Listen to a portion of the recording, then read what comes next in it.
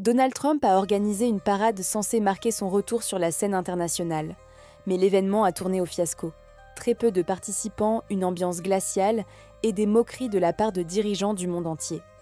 En contraste flagrant, le Premier ministre britannique, Keir Starmer, célébrait dignement l'anniversaire du roi Charles III au Royaume-Uni lors de la traditionnelle Parade de la couleur, soulignant la stabilité et les traditions de la monarchie britannique. Keir Starmer a également profité de l'occasion pour saluer les citoyens honorés par la monarchie, mettre en avant ses plans pour faire du Royaume-Uni une puissance de l'énergie propre, notamment via l'investissement dans l'hydrogène, réaffirmer l'engagement du Royaume-Uni envers ses alliés du Commonwealth, comme le Canada.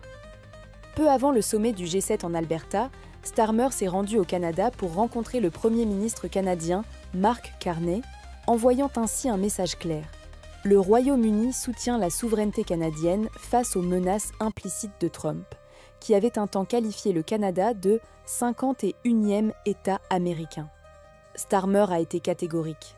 Le Canada est un pays souverain et respecté du Commonwealth. Toute ingérence est inacceptable. Pendant ce temps, Trump publiait un message étrange dans lequel il se vantait d'un appel d'anniversaire reçu de Vladimir Poutine, discutant avec lui de la guerre entre Israël et l'Iran. Il se posait comme un acteur clé de la paix, mais sans crédibilité. Ce comportement a été perçu comme inquiétant, voire irresponsable. En parallèle, Emmanuel Macron, France, adoptait une posture bien plus responsable. Il appelait à la retenue face à l'escalade Iran-Israël, à la protection des diplomates français, à la reprise des négociations nucléaires et à une solution durable au conflit israélo-palestinien. La stabilité passe par deux États vivant en paix, en sécurité et se reconnaissant mutuellement. Réaction canadienne et avertissement sur la menace. Trump. Au Canada, Charlie Angus, ancien député, a vivement dénoncé la montée du fascisme aux États-Unis. Il alerte sur la rhétorique violente de Trump, la banalisation de la force contre les opposants et les risques de dérive autoritaire. Il avertit « Ce n'est pas un retour à la normale qui nous attend. Le fascisme ne négocie pas. » Il appelle le Canada à ne plus considérer les États-Unis comme un allié fiable sous Trump. Trump admire les dictateurs. Il menace notre souveraineté. Ne soyons pas naïfs.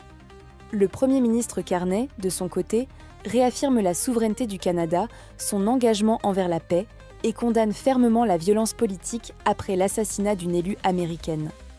Il condamne également les menaces posées par le programme nucléaire iranien, tout en appelant à la diplomatie.